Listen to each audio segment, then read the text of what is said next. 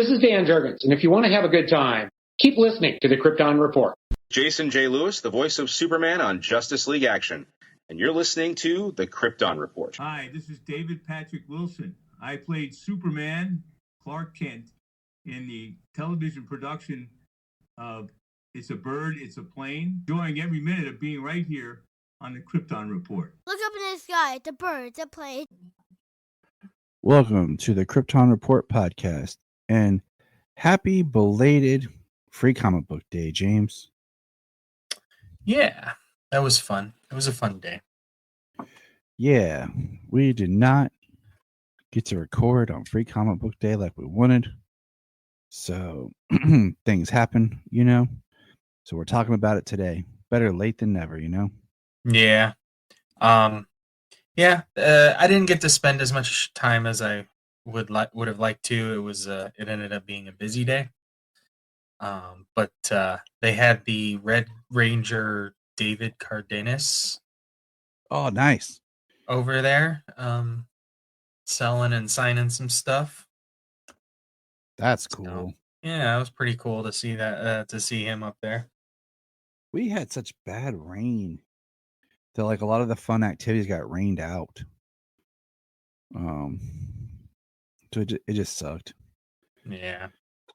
But we did take the kids, and it was cool. I love going to the one comic book store because they always have like more than the regular activities. I picked up only books I bought. I got my free books, and then some of my books like that are free that I don't like to keep, I take to work. We have a room where like it's for visitors or for kids to hang out and stuff. So I put comics in there. So if there's ever any kids that want to read or look at comics, like that's there. So I took a bunch of my free comic books after I read them and put them in there. Well, that's very generous. Well, that's what I do. Yeah. No, but that's like, nice. That's good. The only books I bought were I bought part 2 and 3 of the final days of Lex Luthor. Because I bought the first book, you know, almost 2 years ago when it first came out. And I was like, well, I might as well buy the other 2 and have the collection because I just hate having the one. And it was nice to actually have a book back in my hands. Just that feel of reading like that. So that was pretty cool. But other than that, like I didn't do much for free comic, but we did that, and then that was about it. Gotcha. Yeah. Sailor dressed up as the Flash, and Solomon dressed up as Spider-Man. So I took some pictures of them out and about. Sailor looked awesome, as always. Great. That sounds fun. So Sailor's cool. You got cool kids, Tyler. I do. Thank you, man. She's waving at you. Oh, hello. You going to bed? Good night, Say. Her and Jania were having a spa day. Yeah. So, but let's jump into love you, baby girl. Kids are going to bed. Let's go into that's why we don't do this podcast live too much, is because my children are all over the place. Some news. So I had a bunch of stuff for news, and I just made this fun PowerPoint because I thought it was more fun than random photos. And then I found there was more photos that just didn't upload right. So I got some extra photos too. But here we go. I saw this. Just wanted to share this. Nice little, you know, of all the different Lex Luthors we've had. So bald caps and no bald caps. Yeah. So yeah, it's amazing we've had that many. You know, most people don't realize that. But so we ran a poll, and we asked the question: do we like Metropolis being in Kansas with Smallville? 55% of the people voted yes. 45 people said no. What do you think about that, James? I mean, I feel like Metropolis is a coastal city, so it just doesn't quite fit in the Midwestern, in my opinion. I mean, there's docks and things, you know what I mean? Yeah, like they always talk about like Hobbs Bay and stuff like that. Like, Yeah, well, so I don't think it should be in Kansas, but I mean, in certain iterations, it's okay. so just looking at this map of the U.S. because I was like, huh, Kansas, right? So let's look here. Come on, map load for me. Ah, yes, Kansas, right smack in the middle. So tell me where the Bay is again. Yeah, I personally don't like them being in the same state. I like it better when it's like the idea that Clark like has to leave and cross, the country. I was since they always kind of talk about Metropolis being like New York. I always just kind of pictured it, that way. But right. now, guess what? I've always pictured him traveling a bit of the world, seeing different things across the world because he can. We'll just put Metropolis in Ohio. Experiencing a lot of places. Yeah, I mean, I mean, there's lakes here. Yeah, I mean, putting the Great Lakes, up by Cleveland and stuff. But yeah, I just always pick Metropolis as being brighter, better. Like not West Coast because like Coast City, but somewhere on the East Coast type thing. Like, I guess if Metropolis is New York I and mean, Gotham West is New Coast, it's Jersey, probably like West Coast would be like Seattle, but isn't something else kind of like Seattle? Star City. Like, I like, Yeah. it's just kind of funny how a lot of DC's like geographical locations were built to be like real places, but then over time they've incorporated the real places. So then it's like, oh, because like Star City was supposed to be like Seattle, right? And Gotham was like a dark New York, while Metropolis was like a good New York. And now they're just like, oh, well, we have to actually put these places somewhere. So they'll figure it out. But yeah, I don't like them being in the same state. It doesn't make sense to me. Land. Always can't never get more land, right? Exactly. So the Sergeant Rock movie has been canceled. I did read somewhere that it said it was on hold. But my thing is, why do we want a Sergeant Rock movie? To me, Sergeant Rock is the type of like direct to streaming movie.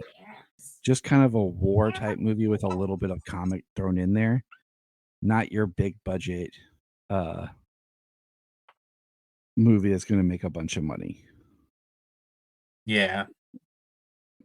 I don't think Sergeant Rock would be like your next Dunkirk.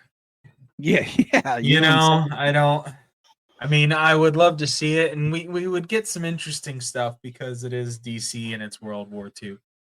They were supposed to go after like the Spear of Destiny and stuff, and like now if you did something like how in the first Constantine we dealt with the Spear of Destiny, if you did a story like that, but like the opening scene is like a mini short film, it's like a prologue of Sergeant Rock and his team trying to recover the Spear of Destiny in a battle and then losing it, that would be neat. But a whole movie of them, I don't see it.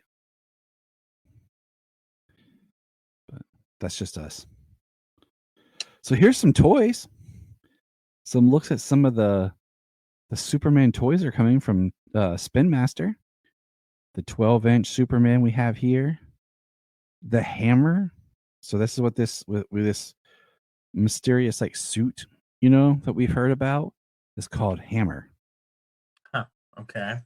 Mr. Terrific, Green Lantern, and Superman. Now these are like squeeze the figure legs. that suit now, and we only got a quick glimpse of it in the behind the scenes. Yeah. So these toys are like squeeze the legs and they have action and they move.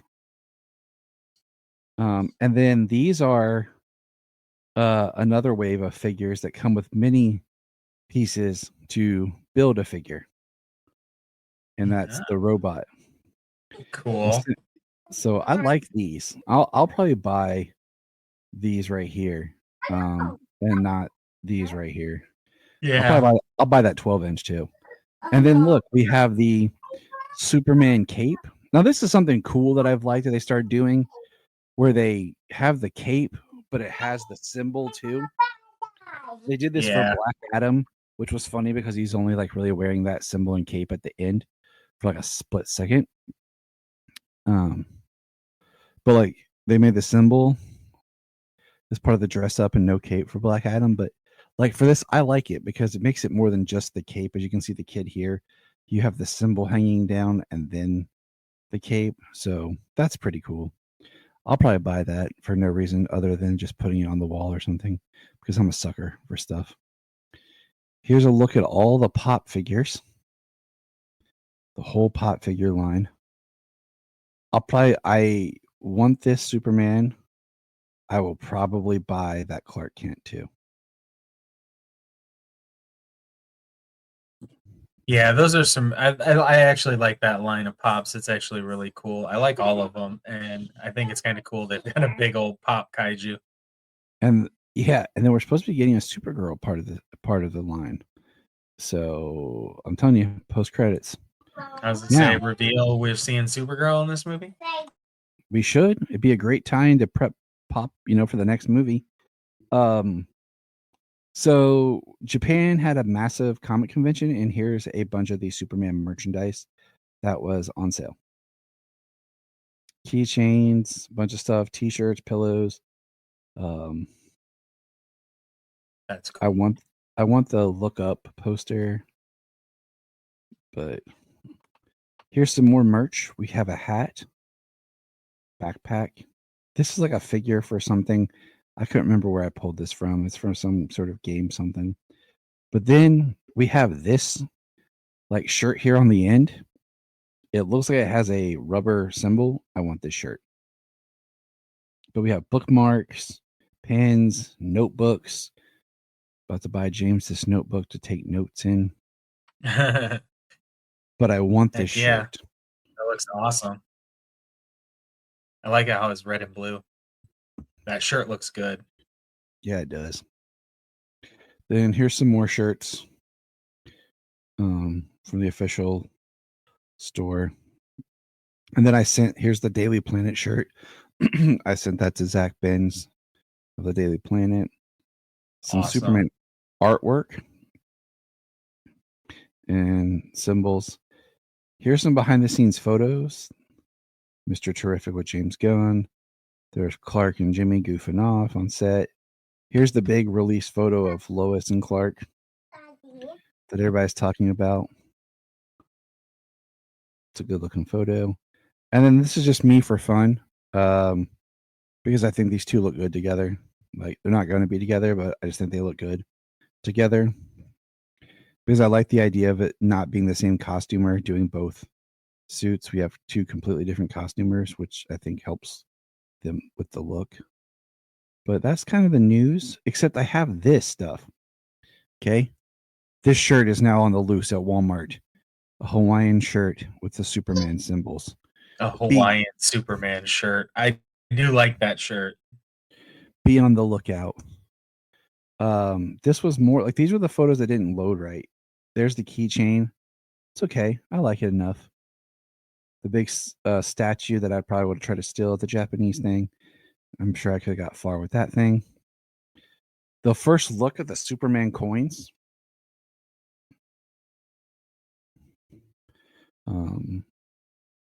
So beautiful, but I'm not paying for them.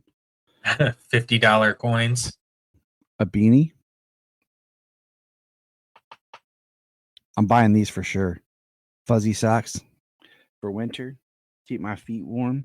I have some Supermans and Jania has some Wonder Womans. I will be buying these because maybe I'll just buy them for James to give to Jamie in her stocking. Because almost matches my stocking. The Superman sweatshirt, pretty good looking. I want a new polo. I need a new zipper. Then we have David Cornsweat on who he told when he found out he was cast as Superman. When he says, when Gunn called with the good news, the first person he told was his wife. The second was his sister, who couldn't pick up the phone because she was on a golf course. She texted, "Is it possible that was a phone call with super good news?" He said, Yes, super good news. Ha ha. Ha ha. Haha. Yeah, that's funny. And then this is a behind the scenes picture of James Gunn, the engineer, the figure that we presume is Ultraman. I'm not calling it Ultraman until I get confirmation. And then all of these soldier looking things in the back. I find this photo interesting. Yeah, we got to see that quick shot in the behind the scenes. And I'm glad somebody kind of got it and held it. So, and then this is a great looking shot of behind the scenes of David with the burnt suit. And then someone made this, I thought was awesome. So there. I do like the way those went together, the symbols on that one. Yeah. Now there is all the news. Da-dun, da-dun. Like I said, I don't know why those didn't load up when I was pulling stuff for my screen, but yeah. But anyways, free comic book day, super wise. We got a very kiddie comic that teased that one that we had talked about months ago, that has like Guy Gardner, Superman, and Hawkgirl in it. And they're all like kids. And it was okay. It was a kid's comic. But the one that I did really like was the all-in Superman Unlimited special. That also had the absolute special in the back. But this one. Did you get that one? I did get that one. Have you read it? I have not yet. Dang it, James. I know. I really like it. I actually can't find that bag offhand. I'm really interested. I'm really interested if this in the all-in or the all-in special, if this is like just the first few pages of what will be that first issue of Superman Unlimited. Hold on. 1, 2, 3, 4, 5, 6 times 2, 16. So it's supposed to come out this month. I'm interested how much of this is in that, but I really did enjoy this. I felt like it really captured the voice of Superman, and I'm actually looking forward to this title. Nice. I brought it up on the app, so we'll check. Anyways, so this month's comics, we are back in the Loeb Kelly era. We have Superman 155, The Adventures of Superman 577, Superman the Man of Steel 99, and Action Comics 764. Woohoo! James, tell them what they won tonight. Yeah, as soon as it's taken forever just to get there for me, so my iPad is charging in the other room because my kids drained it while I was away. So, but of course they did. So yeah. Superman 155, we returned to Smallville, and Superboy is guest appearing here. So this is after Brainiac 13 had transformed Metropolis and kind of left it that way in exchange for Lena Luthor. And so Clark leaves. He heads back home to Smallville to see his parents, and Superboy is there and dropped in, and Lex is like making sure nobody is talking about a missing baby. Mm-hmm. There was never a baby in the building. What you talking about, baby in the building? Right. And Clark and Lois are having some problems. And that's actually why he's in Smallville for like this entire run of of comics we're talking about. It's so weird because like we're fading out of this is like the last remnants of the Triangle era, and I feel like it's just not capturing that Triangle magic because it feels like they're trying to be connected, but they feel more disconnected. Like they don't flow into each other that easily. Yeah. I mean, he's gone in. He's in Smallville all this time, and he has like 4 completely and separate adventures. The entire time. He teaches Superboy kind of how to work on the farm, and then he flies out to meet him, kind of still keeping the Clark Kent and Superman of it all secret, but interacting with him, kind of getting to know him. It is interesting because I had to think where we were at this time with where Superboy was. Right. Like I couldn't quite pinpoint it, but it is at a different point in his So at this point, he is kind of with Young Justice, is where he's at, and I started reading some of that run of Young Justice, and it's a little crazy. It's like I'm trying to think. This isn't yet, Black T-shirt Connor.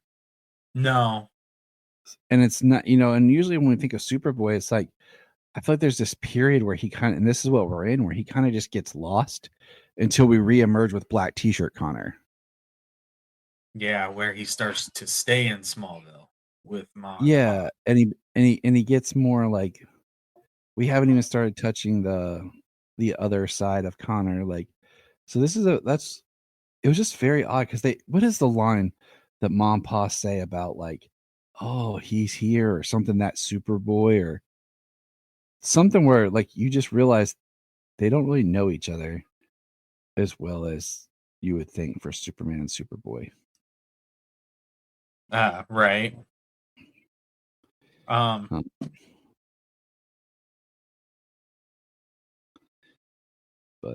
But I mean, yeah, that's the first issue, and then at the end, Clark kind of goes back to Lois, tries to wants to talk with her, make some plans, and she kind of just leaves him. And it's Happy Valentine's Day with some broken hearts. No. Then the second one is The Adventures of Superman 577. And we're back in Smallville. Yep. Strangers in Smallville. This one, what did you think about this one just overall? Like, I thought it was interesting, like the protesters. But at the same time, it's like something like we see in the real world where protesters protest, but then they get stuff that's actually more troublesome than just protesting. Like they don't come at it with like a sense of understanding and trying to be rational. Like I don't understand people who protest something by going into a museum and like defacing priceless art. Right.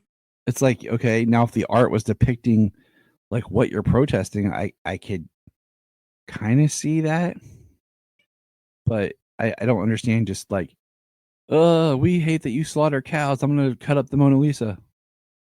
Like that, to me that doesn't correlate. Yeah. Well, I mean, they're trying to they're trying to get a petition signed about this factory, kind of making the ground, the water toxic around it, potentially illegal type dumping, things like that. And but you got the Smallville sheriff, who is just some old timey, Good old boy, crooked, good old boy sheriff. Yeah, the worst. Yeah, just And you find out he's in on it, and this one is kind of like, and it was his idea. It was the sheriff's idea. I kind of wish that this had got like just expanded on more, because it's kind of Clark, because he even like makes the comment like, "Oh, here in Smallville too." Like it's like he's starting to see Smallville for what it's become, and not so much of like it's the what do you call it? It's like this old innocent place. Yeah, like the Yeah, loss of from innocence. Mary. Yeah, it's the loss of innocence in his life of Smallville. Yeah.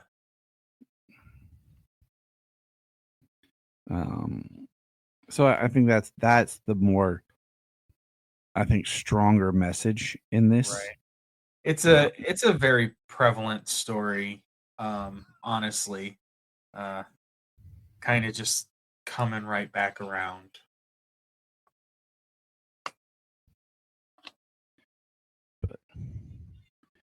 But yeah. What, like, we'll ask you when we're done with all these.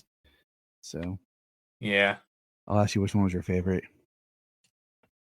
Okay. You're like, I mean, no. yeah, that's how that, I mean, we're not gonna go beat by beat for all of these issues, but yeah, they've got the protesters, they're trying to get signatures. The sheriff wants them out of town, and then I don't know if they did some like vandalism or graffiti or something, but I know the sheriff's idea was to start the fire, and it wasn't supposed to cause any kind of real damage or anything. And it ended up being a big explosion, and the owner caved right away and just told him the truth, everything that happened. Yeah, and it wasn't, they thought they were blaming on them on the fire, but they didn't cause the fire. Yeah, they were trying to blame it on the protesters. Like just coming up with a story about protesters doing things that they're not doing. Mm-hmm. But so Superman, the Man of Steel 99. Smallville haunts. Yeah. What'd you think about this one? so I mean, this one was definitely odd. I'll tell you what, I read it. I don't remember it. That's how much it stayed not with me. Yeah. I mean, it was some different stuff, and the only part I really remember from it is the steel part in the end. Yeah. In the beginning there's an accident, there's some crazy fog. Superman goes down in the water, and off the bridge there was a car accident, and it was Lana and Pete, and he misses Pete down there, so Pete's like unconscious underwater, like half drowned. And then there's something down there saying that he's evil and that it's going to take him and it's going to keep him. And then we just get Lana saying that they were having a fight, and then there was an accident.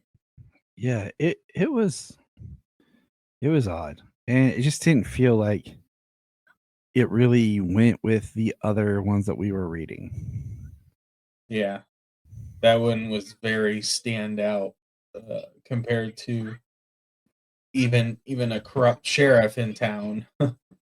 and then Superboy.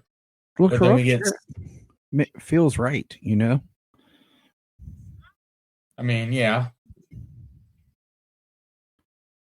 It's not some big supernatural entity under the water that, at least right now, doesn't come back into play. Yeah, I know.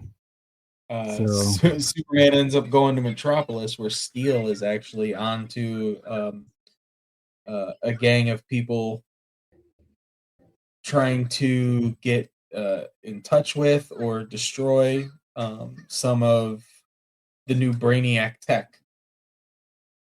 like the large maintenance conduits and things like that in the underbelly of the city.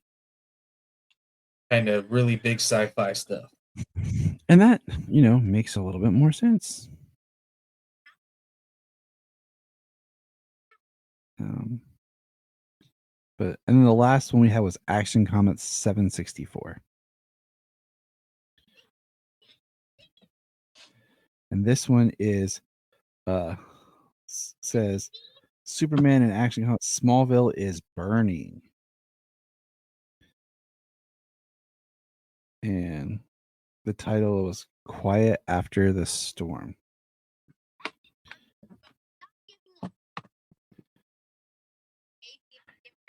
So yeah. what'd you think about this one? I mean, the thing that stood out in this one the most was it was more about him and Lois again, and then him talking to his parents, him hearing stuff from his dad's side and hearing stuff from his mother's side. That was the best part, honestly, because they were talking about how to reach back and communicate with Lois and stuff, and I like that part of the story.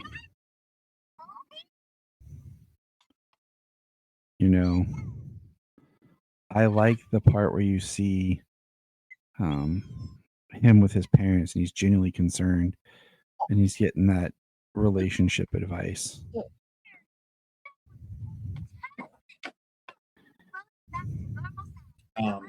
Yeah, the book opens with a fire, and there's an elderly woman who says her babies, but she has no babies in the building, and she ultimately he finds out that it's jars of baby food that she was given from all of the families and the children and things like that of Smallville that she's helped over the years.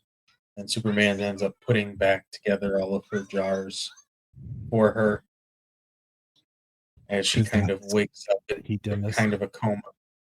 Yeah. Just something lovely.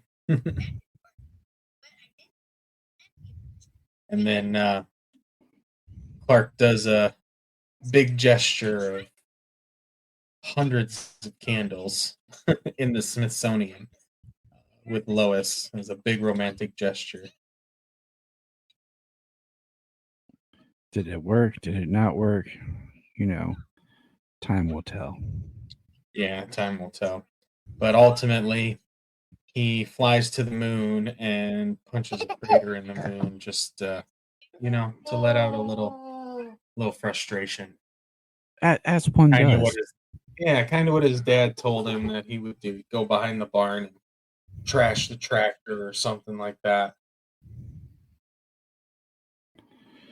I feel like the moon might not be good. Maybe go and punch Pluto. I feel like that's far enough out there that there might not be. Sometimes you want to lash out, but you don't necessarily have to hit something so hard as to break it or put a hole in it or shift it on its axis. So, just give it a nice,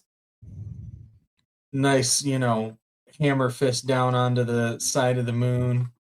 I think he's doing all right. Which one of these was your favorite? I think it's really between like Superboy or this one. I like this one just because I like the fatherly and motherly advice. Right. And that's kind of the same thing with Superboy. There's a lot of the same thing there, fatherly and motherly advice. I really think about talking about there's a problem going on with Lois, but also dealing with the problem at hand with Superboy. It's this era really is we refer to as like the Loeb Kelly era, the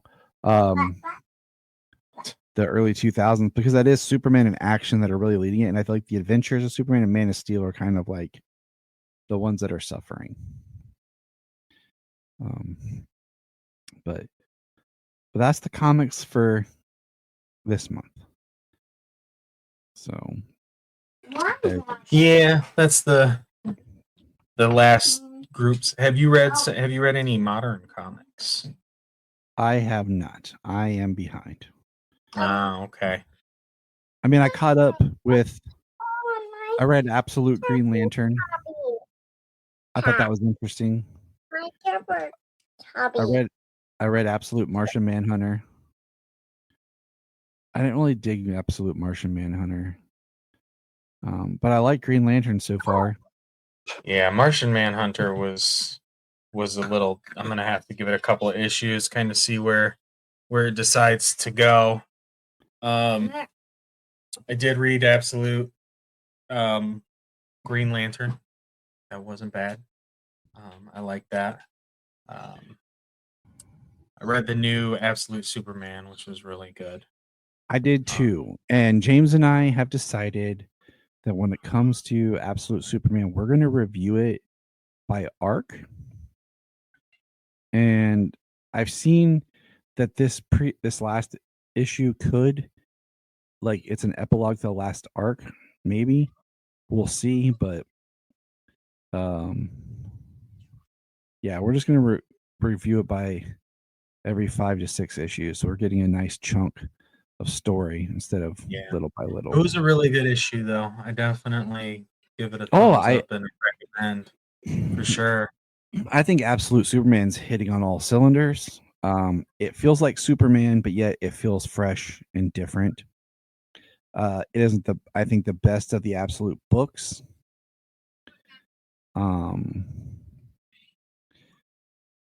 The new ones, like I said, I need more than one issue, like for Flash, Green Lantern, and Martian Manhunter. Wonder Woman is pretty good, and Batman is okay. Like, I'm just not. I love Scott Snyder's writing, but just the Absolute Batman, I am just not digging. The Absolute Batman is a little bit. It's not my favorite one. I mean, Superman, Green Lantern, Wonder Woman are all up there. The Flash was pretty good, but it was just one issue, so we got some more going there. But I find it more interesting than I did Batman. Yeah. I did catch up on Zdarsky's Batman and read the first issue of Hush 2. I read the first issue of Hush 2, and it was okay. Well, I mean, it's the beginning of an arc. So I really feel like I just need to maybe freaking hyper ass kid. Maybe wait till it's almost all done. Right. And then read it all building up to the last issue. Well, I mean, if it's a Loeb book and a Hush book, I mean, that's what it's being written to be, There's going to be a rollout. What is the point of Hush 2? Like, the first Hush was done as a mystery, and it was about, and I still think some people don't quite understand what the end of Hush was. But it was done to be a mystery, and it had a new antagonist that was working Bruce's psyche. And once that's out of the box, like, is Hush 2 a new mystery with a new antagonist that we don't know? So that is kind of my question. And then I read the 2 issues of Secret 6. Got John Kent over there. I need to read those. I have not read those yet. I need to read those. It's written by Nicole Maines, Dreamer. So, but I've tried to keep pretty much up on everything. So I was able to keep up on a handful of books last week. Hopefully keep up some momentum this week. Yeah. I'm wondering to see, like, it's crazy child.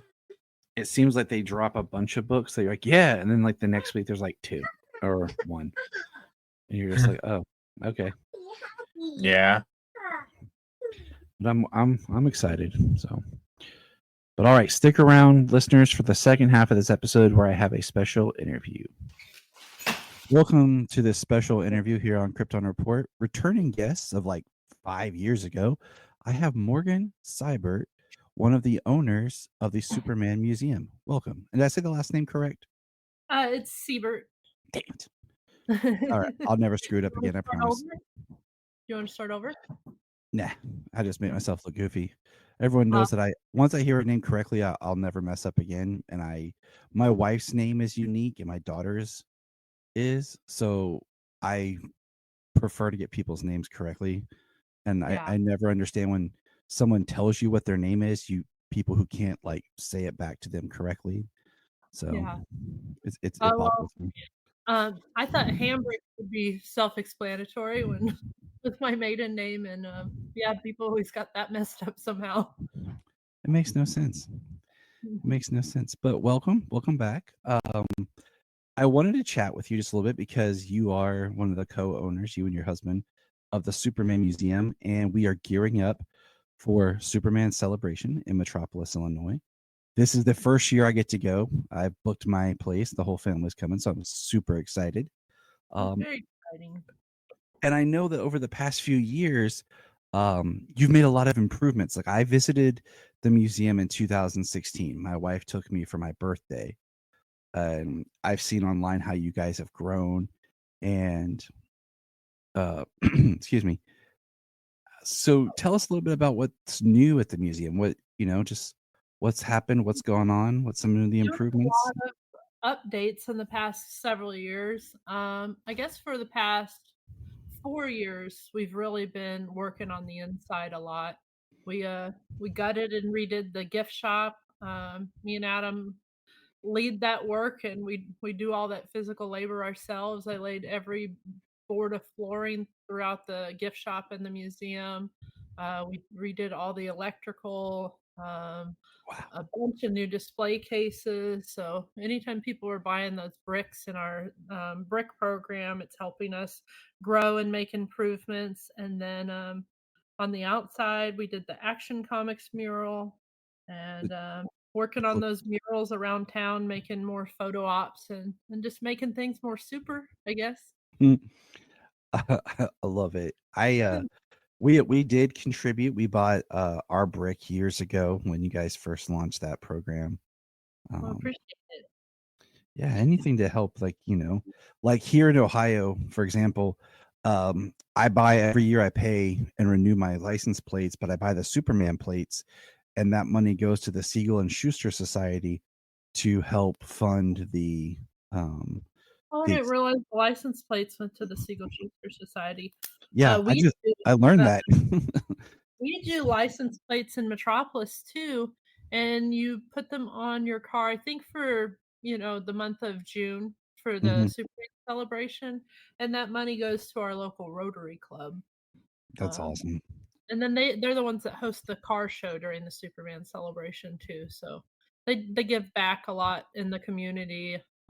They give I think they give all the school kids dictionaries, and then they always host like a kid from abroad studying from abroad, and they do a lot in the community. They do the community garden and different things. I've been trying to educate myself on all our small town organizations.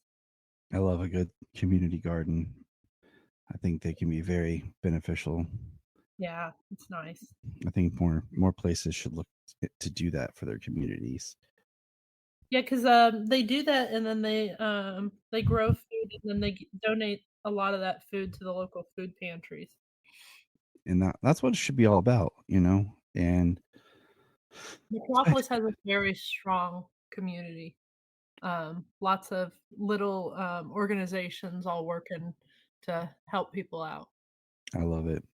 And you see that like I was telling before we start recording, I live in a tiny, almost blink and you miss it kind of place. And you would think that more people know each other, but they don't really, the most we see each other is Halloween and the community yard sale, because everybody gets out and walks around.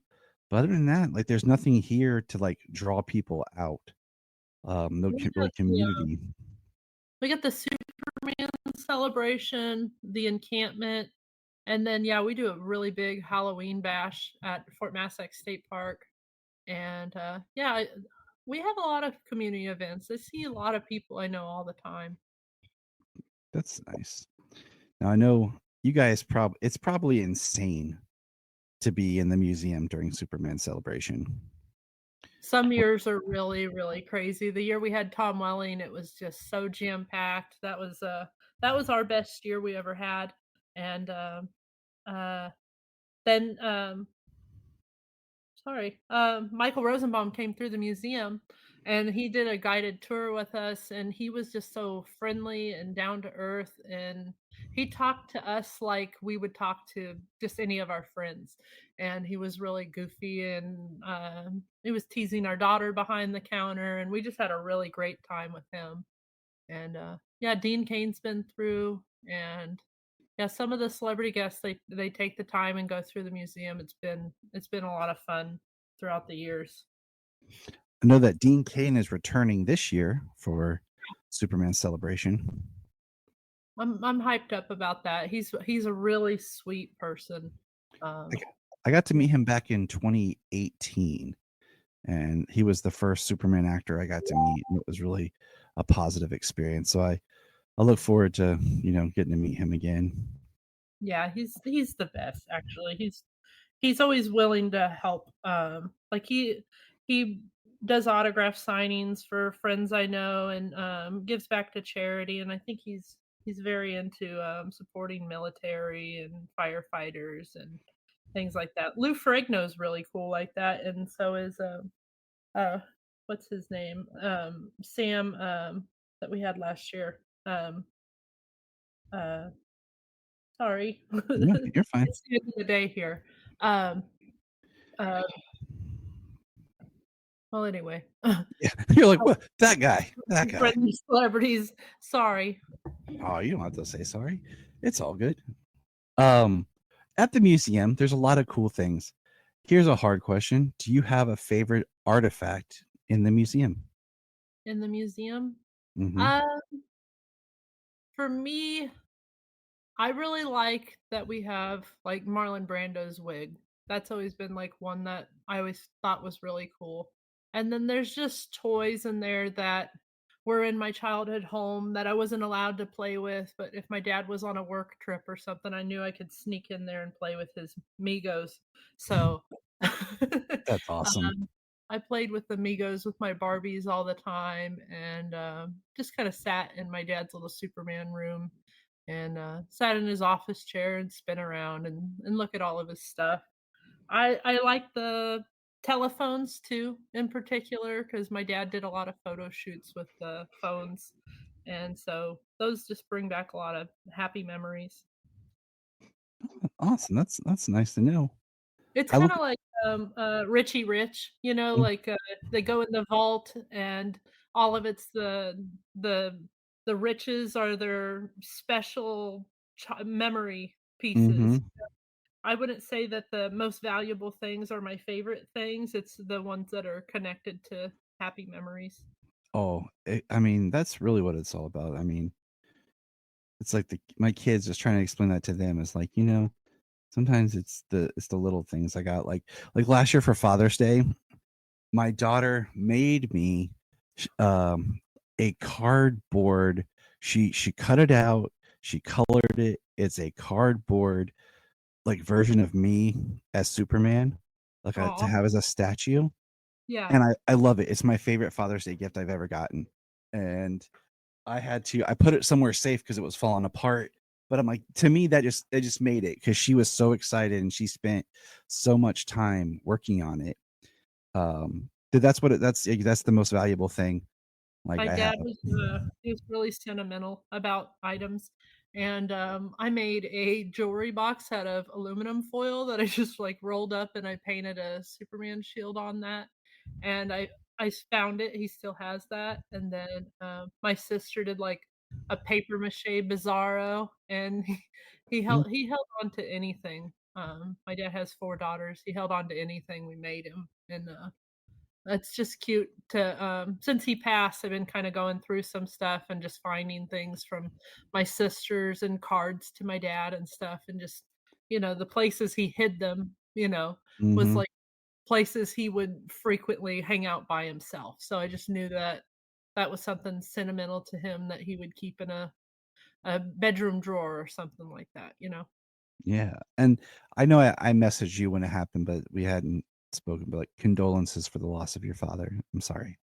Thank Like, you. He was It's he's it's a very it's tough. special man, very super guy, a lot of fun.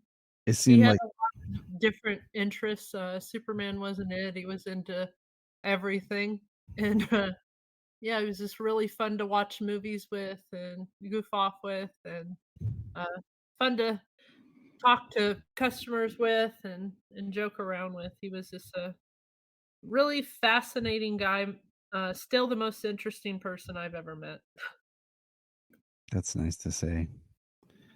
Yeah, it seemed like last year was a really hard year for people. A lot of loss.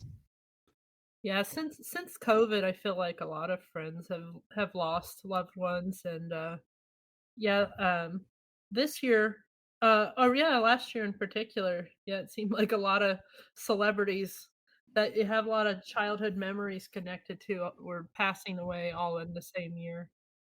Yep. It's true. For my dad, one of the things I'm gonna do during the Superman celebration is, I got it approved through the city to do a historic marker, Hmm. and so we're allowed to place that in front of the museum, and I just got it in the other day, and we're gonna do an unveiling, but it came out really beautiful. It's blue, it's poured bronze, and it has a portrait of my dad, and Oh, that nice way to honor him, and I think it's a lot better than a tombstone. yeah. Uh, yeah, because everyone that comes here is gonna see that and know, the story behind the museum. Which is a great story, and Yeah. just his legacy lives on more. I think just the ultimate. I mean, this is it's a beautiful tribute. Like just him collecting and then turning it into this museum, and it truly is something to His behold. goal was that, it's like little kids, whenever you find out somebody you in your class likes the same thing as you, and you just get all excited and get to talk about that, and Superman's one of those things that, in the '50s, little boys would ride their bikes to somebody's house, and all the bikes would be in the front yard, and they'd all pile in and watch, the adventures of Superman, and, my dad grew up like that, and, then growing up, him connecting to the other collectors and fans, it's when they would get together, when we moved here is when I really noticed it. It was like hanging out with a group of 10-year-old boys, and they would all banter together and talk about, who had a, better collection, or "I got this item and you don't have this item," and they kinda, like, tease each other, and, um, we I would stay up with all of them until 3 or 4 in the morning, and they'd be going through photo albums and toys and just, talking about memories and things tied to these collectibles, and it's something that I just found really endearing, and, it's why I fell in love with being a part of this and doing this was, like, hearing other people's stories and why the character is special to them. It's kind of like you're talking about, like the connection and everything. It's kind of like when I started the podcast and then connecting with other Superman fans, but other Superman podcasters, and just kind of geeking over our connection because it's the way we meet the big fans compared to sometimes just meeting casual fans like that you meet like in person. Uh, Yeah. Yeah, 'cause it's like, well, running the gift shop, it's like I have, a lot of tourists that come through and, Superman is a well-known character, so they're just here to get their picture and, maybe pick up a souvenir. And then sometimes people will come in and they really know the lure, and then you have a lot of fun talking to those people because you're like, "Oh, okay, you're a big fan, okay." And then the conversation gets a little bit deeper and, and you have more fun with it, like trivia with the Mm, people that really know. that's awesome. Now, I know that this Superman Day, I got to see some of your posts. You got to take a special trip this Superman Day. Would you like to share a little bit about that? Oh yeah.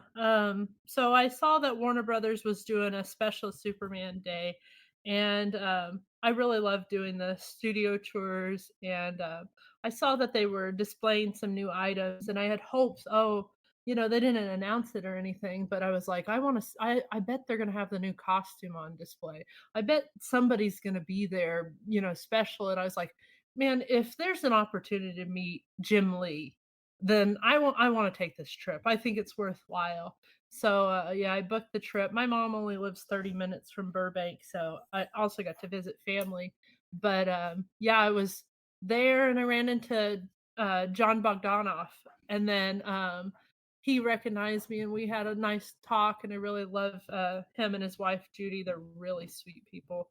And then went on the studio tour with Stephen Kirk. He's kind of like, I would say he's like the godfather of the Super Friends group, like one of the Mm, founding Super Friends of the Super Friends group. And I hadn't seen him in many years. And he knew my dad for a long time. So it was nice to go on the Warner Brothers lot with him. And, we're pointing out buildings. This is the Planet building from Lois and Clark. And the whole studio tour was like Superman and superhero themed, all the DC heroes. But there's also spots they shot Spider-Man and different things. Um, but then you didn't know what was going to be on display. So when we got to the theater, they had the marquee. It said Superman Day on it. So we got some nice pictures there. And then they had like Superman themed food and drinks and stuff. So I go to get in line for that. And then I go, oh my God, that's James Gunn. I can tell by his hair from across mhm, the room. He's got white spiky hair. So I went to go get in line. I was like, oh, there's Jim Lee. Oh my God, exactly who I want to meet. So I got in line to meet Jim Lee, and then got to meet him. He was very nice, super down to earth. When he shares his story about, moving to the States and how that was the changes, it's similar to when we moved from Southern California to Metropolis to me, because mhm, when you're from California and you move to a small town in the Midwest, you stand out because you're from, a big city, and people want to know about the big city and things like that. So listening to him talk during the Q&A and all that, he's just a very relatable person, and he's a very talented artist. And it's really cool to see that his career took him from being a kid that drew comic characters to heading you know at DC. mhm. It's like the dream. You love to hear a story like that. But in the lobby of the theater, they had Christopher Reeve's costume on display, which we have one in the museum, and I've seen a lot in my life. So, I mean, I'm very impressed still. But what I was really impressed with was seeing Margot Kidder's costume from the helicopter scene. Oh, Um, because you don't see that. Everyone mm, wants to see a Superman costume, but they don't realize that, yeah, Lois also had a lot of costumes too. And Jimmy Olsen's costume was there. And then Gene Hackman, of course, he just passed away a couple months ago, and his costume was there. And so just making a lot of connections to costume pieces that they pulled out specially for this one day event. And yeah, I sat in the Q&A before the screening of Superman the movie, and I sat next to a guy, and he runs the one of the official podcasts for DC. And so we sat and had a nice conversation. It was a really cool day. And everything about it, they had special stuff in the Warner Brothers studio store. And when you run a gift shop and you see they made special displays for things, I kind of geek out on that stuff too. I'm always trying to come up with, well, how do I build a display and make it affordable, but also make it look fun and professional? And you just get kind of inspired by, what they're doing at their official store. That's 'Cause, awesome. our store's, it's a fan store and, all designed and put together by, my dad and my family, so Yeah, it's great looking. So meeting Jim Lee, awesome. Seeing James Gunn, pretty awesome. Did you get to see the new Superman suit? Oh yeah, I got to see the new suit in person. They also had like 3 other costume pieces, and they had a Superman #1 on display. And then in the Warner Brothers studio tour, they have like one of each Batman costume, Oh, several nice. Batmobiles. They have like a light up lasso that for a photo op, like a Wonder Woman lasso, and different displays for different characters. And then they had, the new cape from the new Superman movie, and then also they had, Henry Cavill's cape and, uh, several different capes from The Man of Steel, and I think they had a I don't know. They had, like, 6 capes on display also, That's and they have, awesome. like, little mock-up Daily Planet office and, Mr. Freeze costume, Marlon Brando's, Jor-El costume in there, and, it's really neat what they have, and then they have, like, Harry Potter zones and all these other things, like, if you take the regular studio tour, you'll get to see a lot of different zones. That's nice. Yeah, I want to one day hopefully get to go out there and do that. Now, shifting back to your amazing establishment, I do have a question. When I Sure. was there, I looked around, but I didn't think of it now. Now I have a newfound obsession right now with the Superman musicals, Oh, both, okay. both the TV version and the stage production, because one, I got to interview David Wilson, who played Superman on the ABC production this year. I Oh, that's interviewed. really cool. He was a really cool guy. He was very fun to talk to. And also my family, my wife, my mother-in-law, and myself are directing It's a Bird, It's a Plane, It's Superman at our local theater this year. Oh, that's so cool. So we actually start casting May 18th with our show opening the week after the new film. so Oh, wow. Well, so it new film, you have something to write off of that maybe people wanna go see it this because they like the new Superman movie.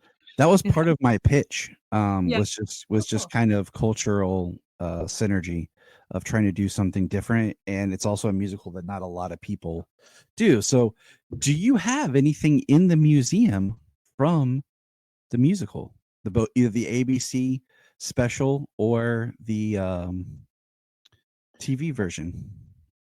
I think my dad has some prints, and then, Bob Holliday was here several years ago, so they actually shot a DVD. It was called Holiday in Metropolis, and it was kinda his, point of view of visiting Metropolis and coming to the Superman celebration. It was a fun little DVD they did.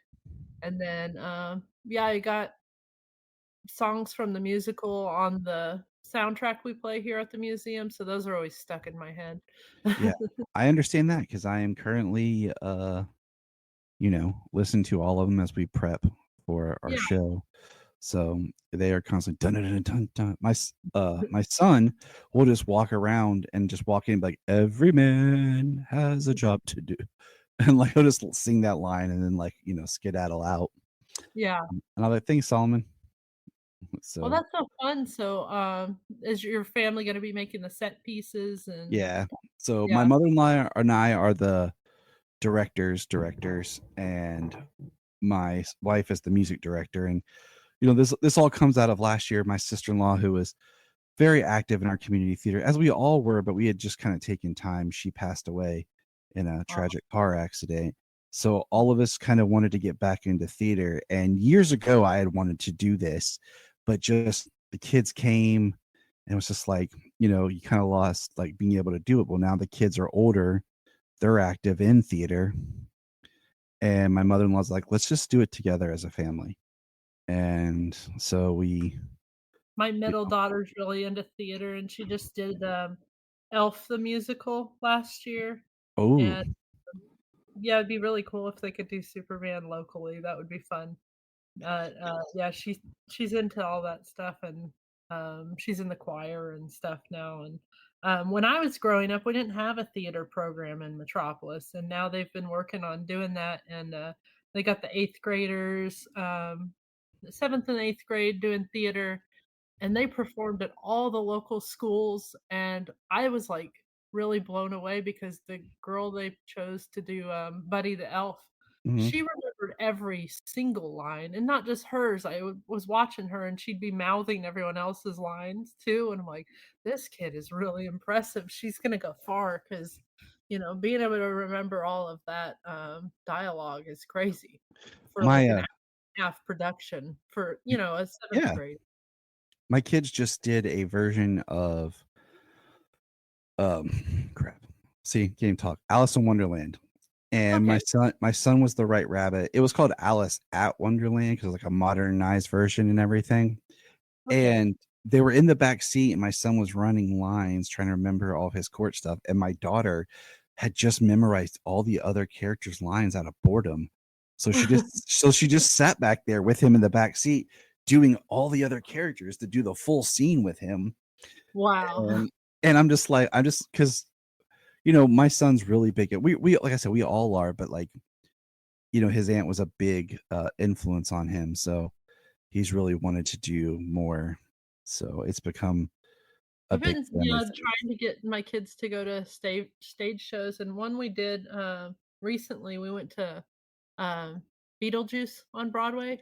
I want to see that. And Oh, it's fabulous. The sets and everything, and the lighting, and just really, they did all their training for that to take it on the road. They did all that in Paducah, across the river here, 15 minutes away at the Carson Center.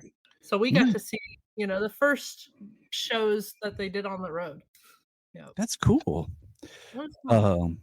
Back to the Future and Harry Potter and the Cursed Child are both coming near where we live, and I want to St. take Louis the is kids. I just was looking at like Ticket Hub or StubHub or something, and they're supposed to be getting the Harry Potter one.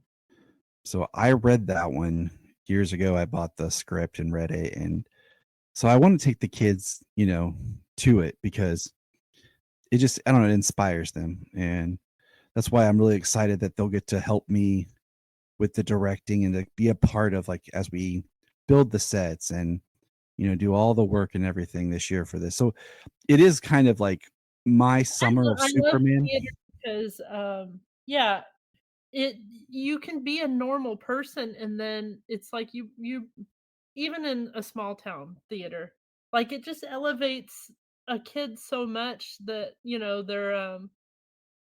their ego to do something like that, they're capable of doing something like that. And then people in the community are like, pat them on the back, you know, for being Hmm. able to accomplish that. And like I really geek out on like set production type stuff. That's what I've always loved. So whenever I'm watching theater, I'm always looking at the sets. How do they do that? And wheel it in and wheel it out so quick, and how they unfold, and that's all fascinating. It is like we went and saw a local production of The Wizard of Oz. A friend of ours was the stage manager, and she's going to be our stage manager.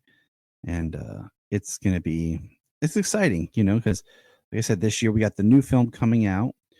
I'm directing this, and then we're coming to Superman Celebration, so it's kind of So a you're big deal. lining up a summer of Superman then. Exactly.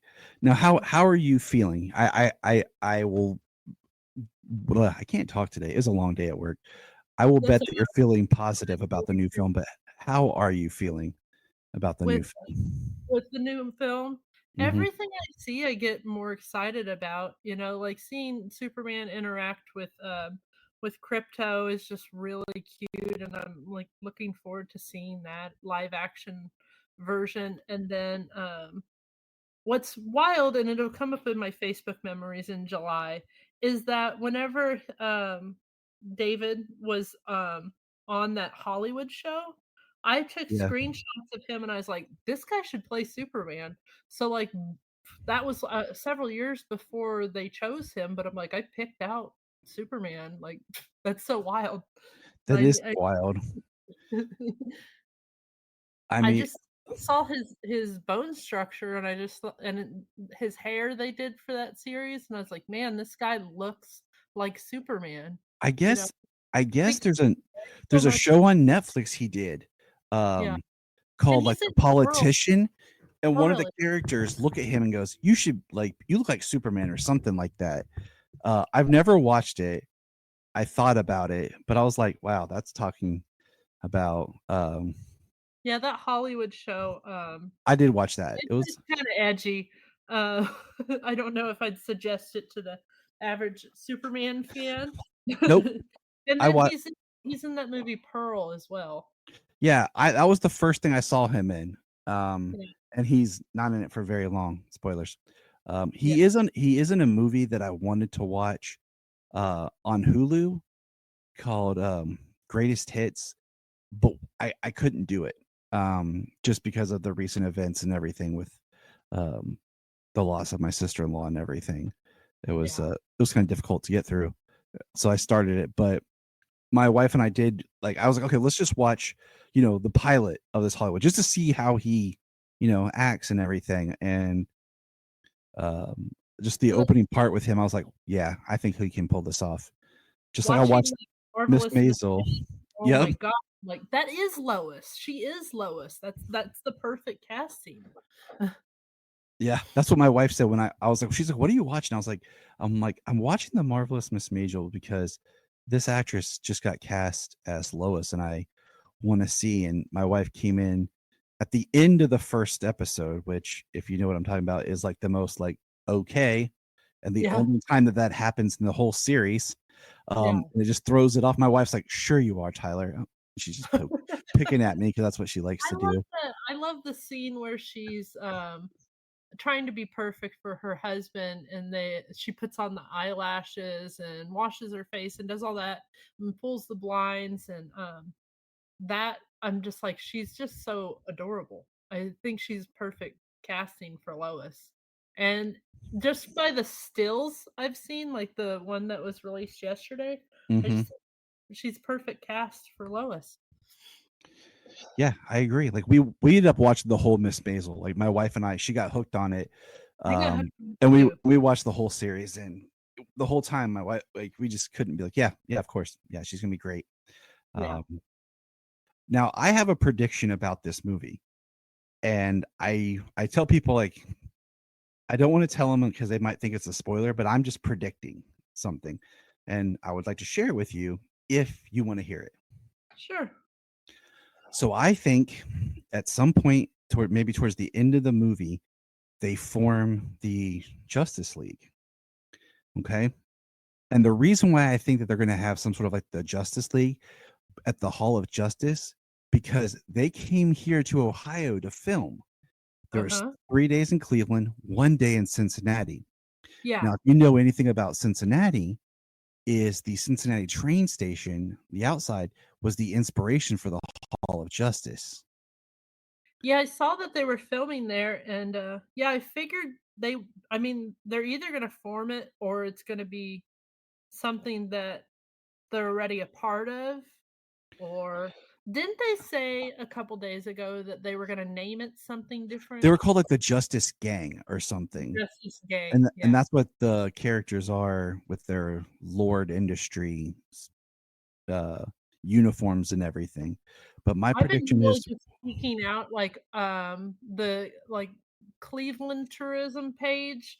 I mhm, follow them, and all of the street stuff they did for the new movie is just blowing me away. Like, just names on, like, subway signs and all of that, like, detail-oriented work they've been doing. I'm like, "I wanna watch this movie in, like, slow down freeze frame anytime they get fight sequences, and then yeah, for years I've been like, whenever people ask me about sports, I'm not really into sports locally, but they'll talk about like our local softball teams and baseball teams. We're the Patriots. And I'm like, why aren't we the Metropolis Meteors? Why aren't we? And now Hmm. it's gonna be in this new movie, the Metropolis Meteors, and I'm like, well, maybe this will be a way to pitch to rename the teams, because how many schools in the country are the Patriots, and we Right. can be the only ones that are the Meteors. Something unique, bringing back that originality. Yeah. Now, for anyone who's planning to come to Metropolis this year for celebration, what's some advice you can give them, and anything that you kind of want to plug about anything that you'll be having at the museum or something for people to check out? Well, we're gonna have Red Brown down at Hidden Gems. We don't do our celebrity guests down at the Super Museum because it stays pretty jam-packed all day with just people visiting the museum and the gift shop. It's kind of a tight space. But half a block down, we have Hidden Gems. And so we're doing Red Brown. He played Captain America in 1979. And then we're also gonna have Jerry the King Lawler down there. Um, then we're gonna have the Tennessee Turtles. It's a group of Ninja Turtles that are coming from, I believe, Nashville area Oh, cool, cool. or Nashville, Chattanooga area. A couple guys I've known for a while. They've been saying they wanted to come do this for a while. We didn't want to put people in Ninja Turtle costumes out on the street because it gets very hot here in Metropolis in June. So we'll have them inside of Hidden Gems. And I'm one of those people that if I see someone overheating in a Batman cowl, I'm offering them a water and I'm sitting them in front of an air conditioner because we don't need Batman fainting on the street. So one thing of advice I got for people is to stay hydrated and cool off, and take breaks if you need to take breaks. There's lots of places to sit down on Market Street, and then just take it all in and enjoy it. I don't know. Get to know some of the super friends. They're good guides. A lot of them been coming for years. I've known some of the super friends since I was 9 or 10 years old, so it's been wild to watch kids grow up and get married and have their own kids, and the way their families have changed.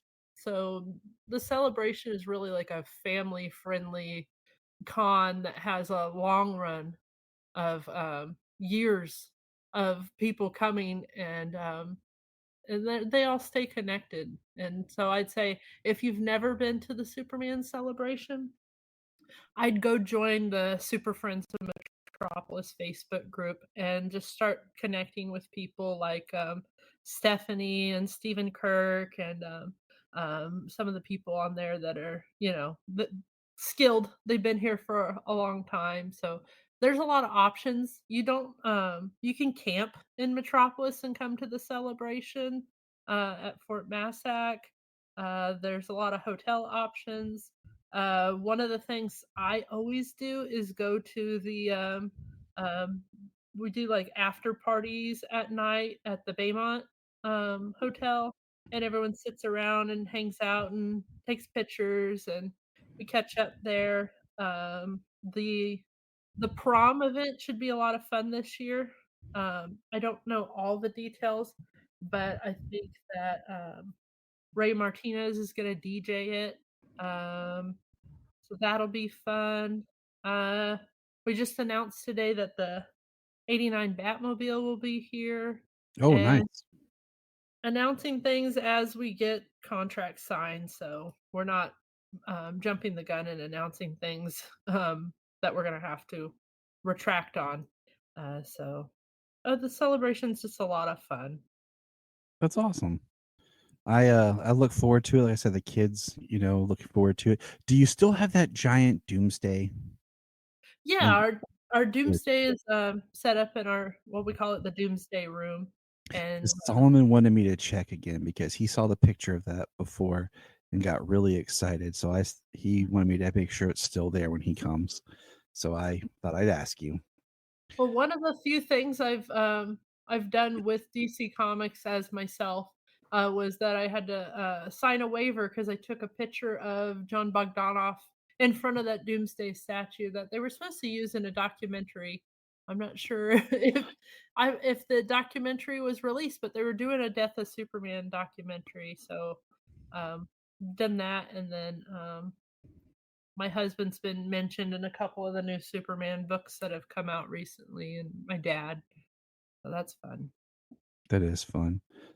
All right. Well, thank you for joining us today. I told you it would be about a half hour. I didn't want to take too much of your time, but I just wanted to kind of, talk about the upcoming celebration since I'll get to be there this year. I look forward to getting to meet you and your husband in person. Yeah. So it'll be Well, nice. well, thanks for the opportunity to be on your podcast, and look forward to seeing you and your family. And then since we're Facebook friends, I look forward to seeing the photos from your production. Yeah. Yeah.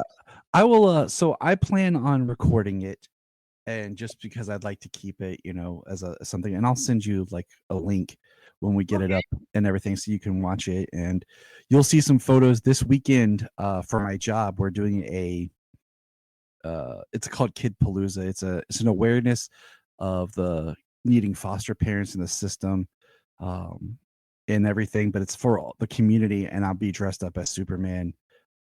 For their last year, I dressed up as Batman with a quick thrown together costume. This year, I have a really good Superman costume, so I will be dressed up, walking around and interacting with the kids on Sunday. That's so fun. I've Really, been on a weight loss journey this year, and actually just 2 days ago I ordered my first nice Supergirl costume. So I'm like, I want to dress up now that I've lost the weight. I understand those feelings. I've done something similar, Yeah. and Kid Palooza was the last thing to really help push it over the edge to go that distance and invest in a higher quality costume. So Yeah. Well, I'm excited. I hope my costume fits, because if it does, I'm going to dress up for the celebration. That'll be fun. awesome. Well, you take care, and thank you. You too. Thanks for the opportunity, and we'll talk online. Have a good day. You too. Bye. Bye. And I say that because, there's been a lot of talk about Superman looking buff and stuff like this. And what's interesting is, first of all, to build muscle, your body has to have you fight like back. It needs resistance and everything. And I picture Superman, if he was real, being physically fit but not jacked. Okay, because there wouldn't be anything to really help him build that muscle. But he would have a natural, normal, muscular, strong physique. I mean, it's pseudoscience or whatever. But it's interesting because I go back through and I'm looking at things, starting with Christopher Reeve. When he got cast, he was they described him as a very skinny guy, okay? And he went through weightlift training and with David Prowse, aka Darth Vader, which is sweet, and two of my favorite characters together. And he put on muscle, but it doesn't really look like it. In Superman the movie, he doesn't look that muscular, okay? Because he was so small to start with. Now, you look at Superman 3, probably the best that Chris ever looked. He's thicker, he's bigger. That's a good look, okay? Now, Dean Cain, he was muscular, cut. He had like almost 0% body fat or something at that time. And of course his costume was tights, but he wasn't jacked. Okay, like he was muscular, but sometimes even with the tights, you couldn't always tell. Then you get to Brandon Routh, where he did a lot of swimming and training, and he had muscle tone, but still looked very thin for his Superman. But he still pulled it off. I still believe the character. And a lot of this comes down to, when you see people say like, oh, when Superman fight, they use Cavill because Cavill was jacked. And I mean, he got even more jacked for BVS than he was for Man of Steel. And it was really much of that 80s, 90s looking Superman. But what I think is interesting, you go back and you look, the first thing I ever actually watched with Cavill as Superman in mind was The Immortals. Because that movie came out shortly after he was announced, or something like that. I think that movie came out like 2011. That feels right. And I went and saw it, and he was fit in that. Like, he was thin, but he had muscular tone and everything. But then, like I said, he just kept putting it on and kept putting it on. Tom Welling was always a big, fit guy, but he wasn't ever like ripped or jacked. But you believed him as Superman, Clark Kent. Tyler Hoechlin has always been physically fit. Like, when he played Derek Hale, he talked about he played baseball and was, a very strong athlete playing baseball. He's always been physically fit and very in shape and ripped, but not jacked. But he's physically ripped. And I talk about this because it's interesting because of how we look at the character. And I brought this up before, like with Wonder Woman, like they cast Gal, and I was like, gosh, she's so small and skinny. And much like Chris, she did put on muscle and did the work to be Wonder Woman. But when you go back and watch, I think it's Fast 6, she is a stick. And it's interesting that these people get cast who are so small, then they have to add all this muscle to really get to the part. And all this kind of is coming from not only my journey myself with like weight loss and everything, but recent interview with David Cornsweet when he talked about, gaining muscle, and he got pretty beefed up and jacked too. And what's interesting is he got really big for the part of Superman and Jack, but much like all these Supermen, you can't tell when they have the suit on, really, because there's already built-in muscle and padding and everything in those suits, but a lot of them don't really show off the physique that much. I mean, for as big as Cavill's was, his suit was like sculpted and molded to his body. So it looked muscular, and he was that muscular, but it didn't really feel like it because of the way his suit was designed. And, David's suit looks like a suit. It's back to being made of fabric, like a more, suit-like material than some of the others have been. But he was talking about how, like, he was as big as he had ever been in his life. And he was a pretty skinny dude, too. Watching him in Hollywood, and then I watched the movie called The Greatest Hits that he's in, and even, his small part in Pearl. He wasn't a big dude. He was a tall dude, but he looked a little bit bigger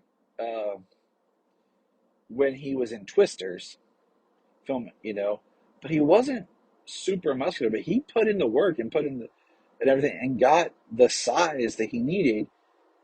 But once again, like it doesn't really come off that you're seeing all that muscular work. And it's just interesting, like, there for a while, every person that came into the MCU, like, got shredded. There was jokes with Chris Pratt and Paul Rudd about stuff. And then if you look as things have gone on, like, Chris Pratt's not in shape, but he's not like he was in the first Guardians. When you get to the third Guardians, he's like wearing the jacket and everything more. And it makes you wonder, like, what kind of body imaging and everything are they sending the messages, But it's just interesting to me how they get these really skinny people and then, like, all right, now work out and put on all this muscle. But yeah, if you can find the article, I can't remember who published it, with David Cornsweet talking about how he felt weird and uncomfortable because of how big he got, and like he had to buy all new clothes and stuff. It was pretty interesting just to hear it from his point of view of trying to, fill out this physique, but then adapt to it in his everyday life. So that's my in the car rant.